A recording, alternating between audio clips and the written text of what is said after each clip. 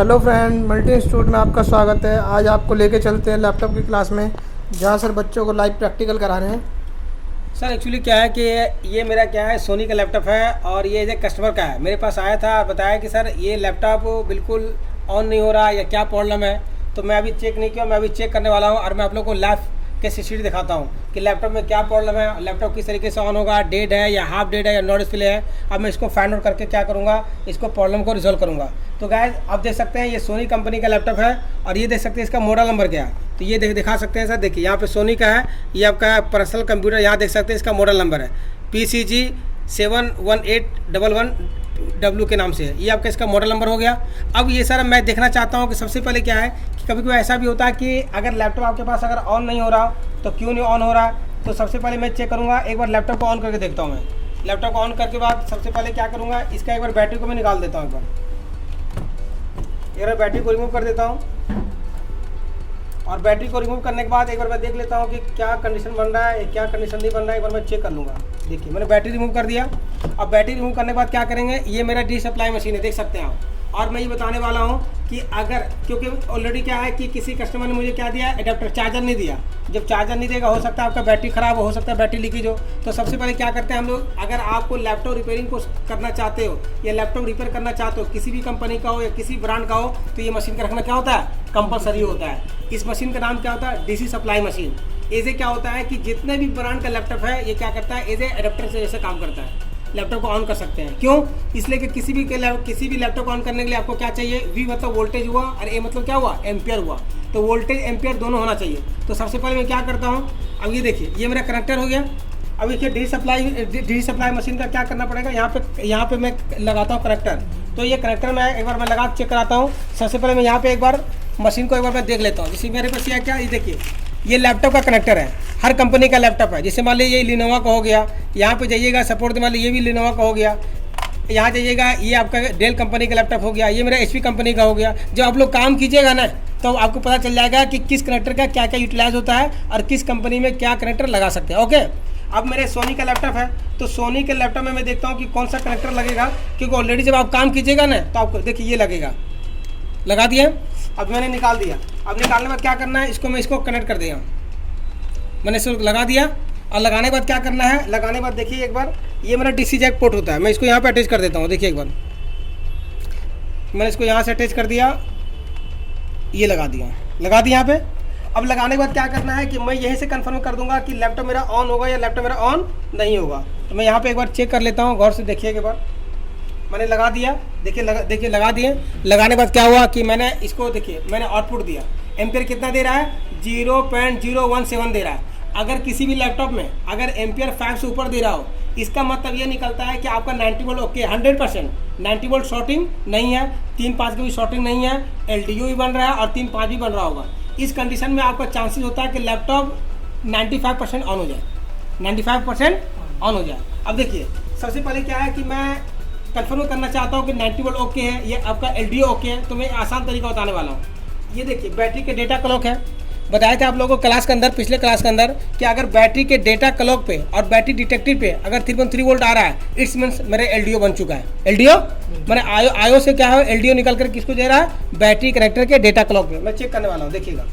सबसे पहले चेक क्या करते हैं, ये मेरा मल्टीमीटर है। एक बार मैं इसको क्या करता हूँ, मल्टीमीटर पर रखता हूँ DC पॉइंट पे। मैंने इसको रख दिया DC पॉइंट पे और रखने बाद देखिएगा वोल्टेज एक बार मैं आप लोगों को दिखाने वाला हूँ। यहाँ से मैं ग्राउंड कर लेता हूँ, ब्लैक को मैंने ग्राउंड कर दिया। ये मेरा DC है। अब ये देखिए ये मेरा क्या दिखाई, नेगेटिव दिखाई दे रहा है आपको, ठीक है। यहाँ पे चेक कर लिया आप लोग का वोल्टेज बिल्कुल 0 दे रहा है, पॉजिटिव। यहाँ चेक कीजिए सर, देखिए यहाँ पे कितना वोल्ट दे रहा है, 3.3। ये आपका डाटा हो गया।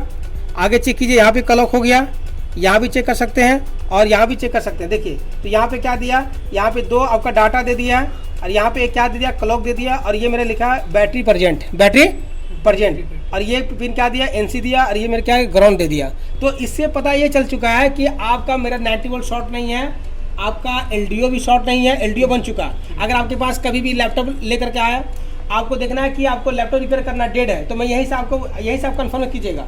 अगर किसी का लैपटॉप डेड है, अगर इसमें बैटरी के डेटा क्लॉक पे 3 वोल्ट 5 वोल्ट नहीं बन रहा है, 100% ये समझ लीजिए कि आपका लैपटॉप क्या हुआ, डेड हुआ, कभी भी ऑन नहीं होगा, क्योंकि वो 90 वोल्ट CLR पे नहीं आ रहा है। ठीक है, अब देखिए सबसे पहले क्या है कि ये पता चल गया कि आपका 90 वोल्ट और एलडीओ बन चुका। अब मैं बोर्ड को क्या करूँगा, क्योंकि एम्पियर दे रहा ना, एम्पियर का दे रहा है तो बोर्ड आपका ऑन होना चाहिए। मैं क्या हो जाता कि 95% आपका बोर्ड क्या हो जाएगा, इस कंडीशन में ट्रिगर हो जाएगा।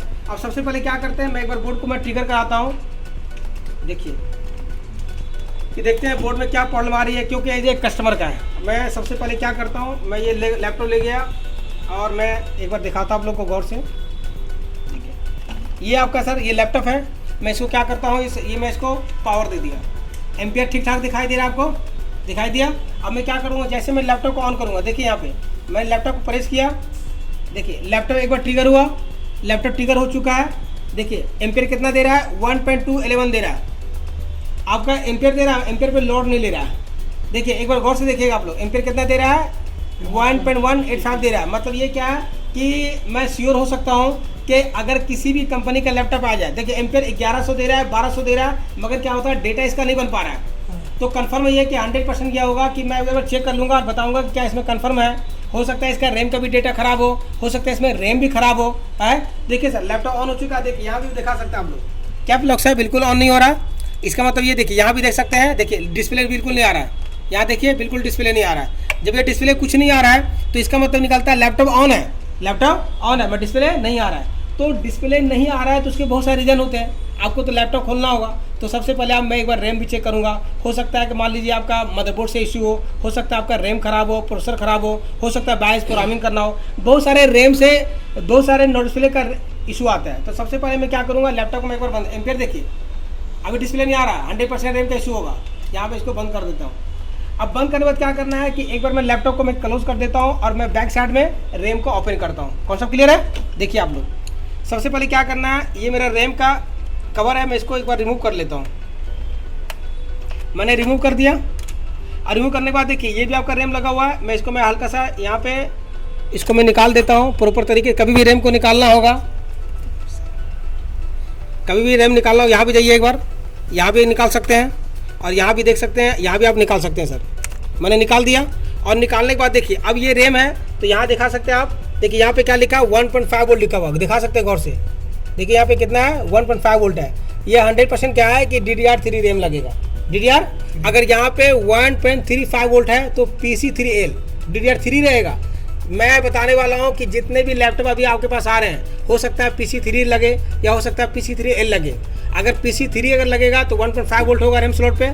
अगर मान लीजिए PC3L रैम लगेगा, हालांकि दोनों क्या है DDR3 है, तो उस कंडीशन में लगेगा आपको 1.35 वोल्ट का लगेगा। ओके, अब देखिए सर सबसे पहले ये रैम है, ये आपका दोनों रैम है। अब एक बार मैं चेक कर लेता हूँ कि स्टेप बाय स्टेप, हो सकता है कि रैम का ही फॉल्टी हो, क्या हो, रैम का ही फॉल्टी हो। तो मैं सबसे पहले क्या करता हूँ, मैं इस रैम को एक बार लगाता हूँ। ठीक है, इससे कन्फर्म हो जाएगा कि हो सकता है मेरा रैम भी खराब हो सकता है मेरा रैम स्लॉट भी खराब हो, तो मैं कन्फर्म करूँगा। ठीक है ना। तो सबसे पहले क्या करना है, हल्का सा इसमें हल्का सा इसको थोड़ा सा हल्का साफ कर देते हैं। देखिए क्योंकि क्या होता है, गंदगी भी होता है। मैंने भी साफ कर दिया। देखिए साफ करने के बाद क्या होता है, कभी भी रैम आपके पास होता है, देखिए कभी डस्ट, देखिए हल्का सा मशीन से आप थोड़ा सा हीट मार सकते हैं। देखिए रैम पे मैंने हीट मार दिया हल्का सा। यहाँ भी जाइएगा, हीट मार के एक बार देख लेंगे। ठीक है, या भी इसे हीट मार सकते हैं। ठीक है, मैंने इसको लगा दिया। अब मैंने क्या करना है, स्टेप बाय स्टेप मैं रैम चेक करूँगा। देखिए कभी कोई ऐसा होता है, अब मैं चेक कर लेता हूँ कहीं रैम स्लॉट तो शॉर्ट नहीं है। रैम स्लॉट तो, क्योंकि सबसे पहला मुद्दा है कि नो डिस्प्ले आता है, पहले मैं रैम सेक्शन रैम ही चेक करता हूँ, ये मेरा प्रैक्टिकल है। फिर अगर ये भी अगर नहीं होता है तो मैं क्या करूँगा, फिर लैपटॉप को क्या करूँगा, ओपन करूँगा। मैं रैम से चेक कर लेता हूँ। देखिए एक बार रैम सेक्शन, यहाँ पे जाते हैं, इसके आसपास जितना भी कंपोनेंट लगे होते हैं, जैसे मान लीजिए ट्रैक दिया हुआ, ये मेरा ग्राउंड है, ग्राउंड से मैं यहाँ पे जितना टिप से मैं चेक कर लेता हूँ। देखिए बिल्कुल शॉर्ट नहीं दिखाई दे रहा। देखिए यहाँ पे चेक कर रहा हूँ, बिल्कुल शॉर्टिंग नहीं दिखाई दे रहा है, बिल्कुल कहीं भी शॉर्टिंग नहीं दिखाई दे रहा है। यहाँ पे फिर चेक कर रहा हूँ, यहाँ भी चेक कर लीजिए आप लोग, बिल्कुल है। यहाँ भी चेक कर लीजिए आप, बिल्कुल शॉर्ट। देखिए यहाँ पे NPC दिया हुआ, देखिए बिल्कुल शॉर्ट नहीं दिखाया। NPC में चेक कर सकता हूँ, दिखा सकते हैं आप सर, आप हल्का सा जूम करके यहाँ भी चेक कर लीजिए, बिल्कुल NPC ओके है, कोई दिक्कत वाली बात नहीं है। तो मेरे ख्याल से समथिंग से क्या हो कि रैम सेक्शन से इशू नहीं हो सकता है। ये मेरा सोच है। हो सकता है कि डेटा नहीं बना रहा, क्योंकि यहाँ पे एम्पियर 1200-1300 दे रहा था ना, तो मेरे ख्याल से क्या होता है कि यहाँ पे 100% क्या होगा कि रैम का भी इशू हो सकता है। तो मैं ये दोनों रैम है, अब ये दोनों रैम है तो मैं क्या करूँगा, इस रैम को मैं एक बार रैम को अटैच कर देता हूँ। देखिएगा मैंने रैम को लगाया। अब रैम लगाने में क्या करना है कि देख, कभी भी आपके पास लैपटॉप आता है ना, तो आप क्या कीजिएगा, step by step RAM slot को भी चेक करना है, रैम को भी चेक करना है। हो सकता है कहीं ने, क्योंकि रैम का मुझे कन्फर्म ये पता चल गया कि डेटा 12-1300 दे रहा है, 100% रैम का इशू है, 100% 200%। ठीक है, अब मैं क्या करूँगा, इसको मैं अटैच कर देता हूँ। देखिए आप लोग स्टेप बाय स्टेप चेक कीजिएगा तो 100% बोर्ड क्या होगा, रिपेयर हो जाएगा और फोल्ड को फाइंड हो जाएगा। देखिए मैं यहाँ पे इसको अटैच कर देता हूँ।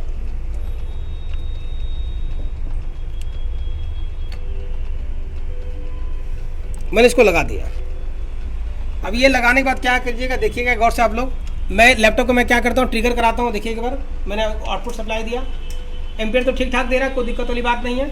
यहाँ पे देखिए एक बार ऑन करता हूँ। देखिएगा ऑन करने के बाद मैंने इसको प्रेस किया, ऑन किया, एम्पियर दिखाइए सर कितना एम्पियर दे रहा है, 1300 दे रहा है, 12-13 दिया, लोड नहीं लिया, 12 दे रहा है, 11 दे रहा है, 13 दे रहा है, मतलब बता रहा है कि भाई इसमें बता रहा है कि रैम का इशू हो सकता है, रैम का हो सकता है। मैं क्या देखिए फिर एम्पियर 11, 12, 13, 11, 12, 13। और याद रखिएगा जितने भी पुराने कंपनी के लैपटॉप आ रहे हैं सबका एम्पियर क्या होना चाहिए, 1 से लेकर 15, 14, 15, 16। अगर मान लीजिए एम्पियर 4-5 का कंज्यूम कर जाता है, 1100, 1200, 1300, 1400, 1500, 100% डिस्प्ले दे देगा। इसके अंदर कितना दे रहा है, हाफ 1 to 1, मतलब 11, 12, 13, 11, 12, 13 डेटा नहीं बना पा रहा। मैं इसको क्या करूँगा, एक बार मैं लैपटॉप को बंद कर देता हूँ।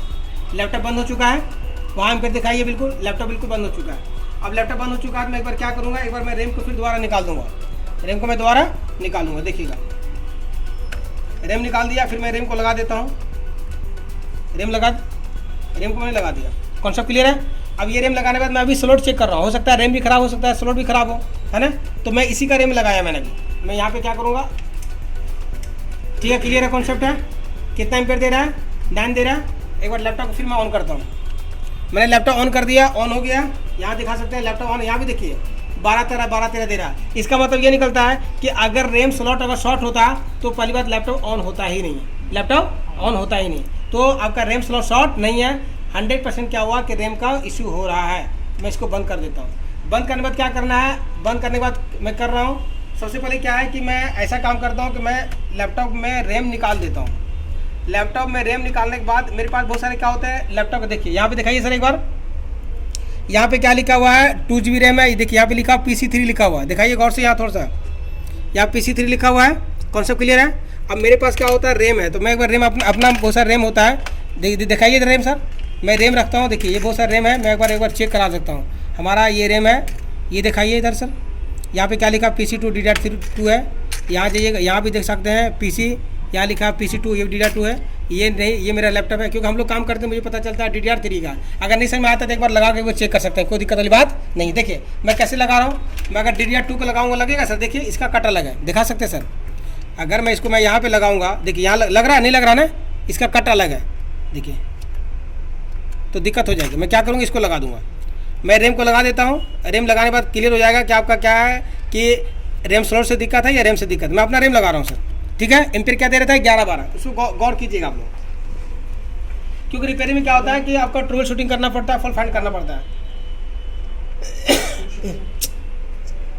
फिर यहाँ पे जाइएगा, उसके बाद क्या करना है, आउटपुट सप्लाई देता हूँ। अब देखिए यहाँ पे क्या करना है, ये देखिए लैपटॉप को एक बार ऑन करता हूँ। यहाँ पे एक बार देखिए, मैं लैपटॉप ऑन कर दिया, 13 दिया, 14 दिया, 13, 14 दिया। देखिए यहाँ पे डिस्प्ले आ चुका सर, डिस्प्ले आया, क्लियर है। तो आप देख सकते हैं गाइस, देखिए इसमें क्या था कि इसका रैम के अंदर डेटा नहीं बना रहा था, रैम से इशू था। किसका, रैम का इशू था, डेटा नहीं बना रहा था। मैंने क्या किया, क्योंकि मुझे कंफर्म हो गया था कि एम्पियर 11-12 दे रहा है, 100% क्या था, रैम का इशू था। देखिए डिस्प्ले भी आ चुका है और मेरा क्या विंडो भी ओपन हो चुका था। तो इस बोर्ड के अंदर क्या था, इस बोर्ड के अंदर सबसे पहले रैम का शॉर्टिंग था।